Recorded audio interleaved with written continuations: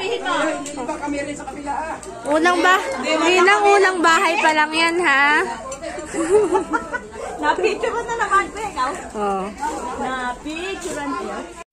Happy New Year mga mare! At ayan na nga yung ganap namin ng January 1 at for today's video, walang magugutom sa pamilya namin, Cheris. At ayan na nga, kitang-kita nyo naman sa unang bahay pa lang kumakain na. At nandito na kami ngayon sa bahay ng aming ninang. At syempre, tuloy pa rin ang ligaya sa pagkain, Cheris. At ayan, syempre, ang saya ng mga bata dahil may pa-coins. At ayan na nga ang sinasabi ko sa inyo. Isasama ko kayo sa aming kabusugan na yan dahil walang susuko sa kainan hanggang sa dulo ng video na to mga mare. Ganon katindi ang aming New Year. O diba? Sabi ko naman sa inyo, walang bahay ang makakaligtas sa kainan. Charis. At ayan na nga, sumunod na nga ang aking mag-ama dyan, si Daddy at si Tutoy. Syempre kukuha din ng coins yan, hindi yan papatalo, charot lang.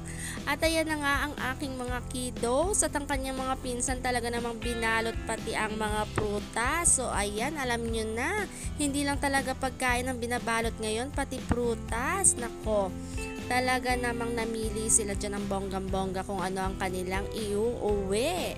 At ayan na nga mga mare, dumaan na nga muna kami dyan ng simbahan at tayo ay magpasalamat at manalangin. At sa lahat talaga ng blessings na natatanggap natin every day, kailangan natin yan ipagpasalamat at sa mga laban na naipanalo natin. At grabe naman talaga ang 2024 sa amin, o diba? Dumating ang aming tutoy na talaga namang pinagpapasalamat namin. At ang hangad lang naman namin sa aming tutoy na iyan ay ang magandang kalusugan. Kaya ayan, sa lahat sa atin, kalusugan lang talaga ang ating hiling. Okay na tayo, basta tayo ay malusog, go na. Syempre dagdagan na rin natin yan ng sipag at tayo ay manalangin at huwag susuko sa buhay mga mare. Alam kong napakahirap ng buhay pero wala namang sukuan, diba? O siya, good luck na lang sa ating lahat at Happy New Year ulit mga mare! At ayan na nga, nandito na nga tayo sa pangatlong bahay na pinuntahan natin na merong sari-sari store. Kaya naman alam nyo na, namamasko ka na pero tingnan mo ang mga bata, hindi talaga nabubusog sa mga pinupuntahang bahay dahil hindi naman nagkakakain. Ang gusto naman ay bumili ng bumili sa mga nadadaanang tindahan. Kaya ayan ang mga napamaskuhan nila. Pinambili nila ng kanilang mga Yakult, Dutch Mill at kung anek-anek. At tuloy-tuloy lang talaga ang laban, Mars, charot lang. O diba, nakailang bahay na ba tayo? Hindi ko na nga rin mabilang. Syempre, tuloy-tuloy lang talaga. Hindi ko na maintindihan kung kami ba ay namamasko o nakikifiesta kasi talaga naman lahat talaga ng titigilan naming bahay may palafang, kaya naman talaga busog na busog ang inyong lola. Sabi namin, ayaw na po talaga namin kumain pero hindi kami nakatanggi nung ninilabas ang leche flan. Nakita nyo yun, Mars? Tapos meron pang macaroni salad na favorite ko. Okay yan, kaya wag na muna tayong mag-diet. Medyo sa 2026 na lang kaya tayo mag-diet. Charot lang.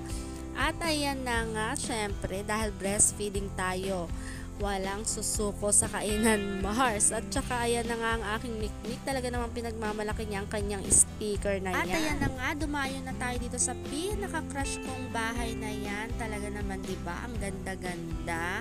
Talaga naman, syempre, nag-pictorial din tayo dyan. Ako, ito talaga yung bahay talaga na crush ko. Gustong gusto ko talaga siyang puntahan. At ayan na, ang gaganda talaga ng kanilang mga halaman. Nako, nakaka-fresh talaga ng pakiramdam kapag ganyan ang paligid.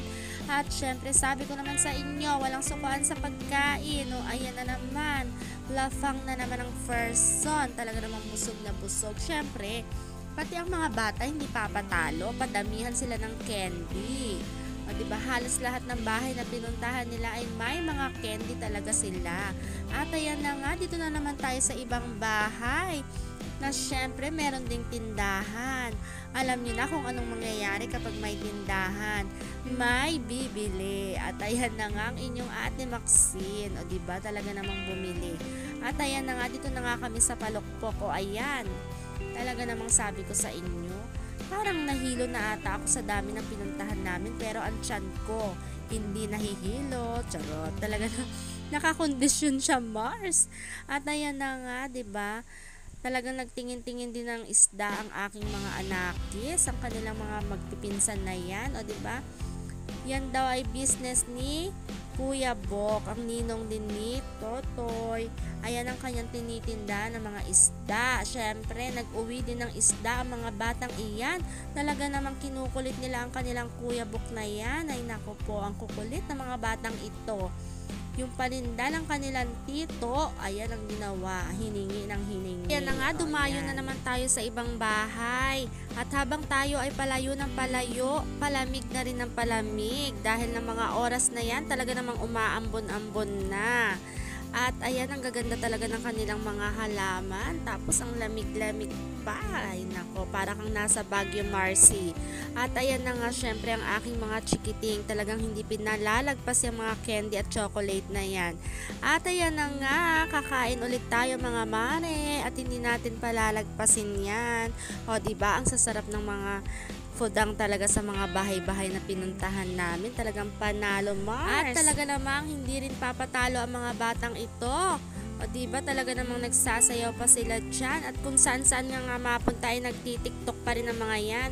O diba, talaga namang na-enjoy ko talaga ang pagkain na yan. At dahil tayo ay padede, ma'am, parang hindi tayo nabubusog mga mare. Alam nyo yan. Sa mga padede, ma'am dyan, kaway-kaway. Lagi na lang tayong gutom, diba, Marcy? Oh Lord, kaya niyo pa ba?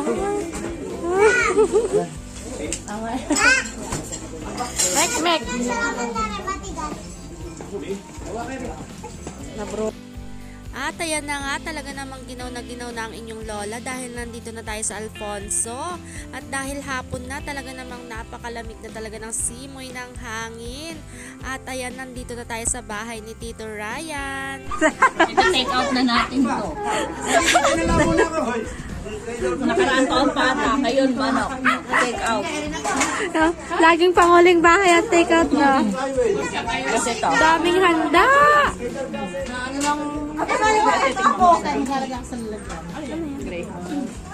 Nagrehan na ako. At dito na nga talaga kami ginutom ng bonggang-bongga, 'di ba Tita Mean? Talaga namang napa-rice tayo nang wala sa oras. Ay nako.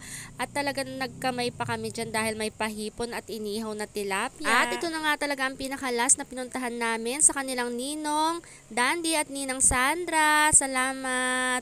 Maraming salamat sa lahat ng mga napuntahan namin at sa lahat ng mga nagbigay ng pamasko sa aming mga anaki. Salamat sa pagkain. Salamat sa panonood. God bless.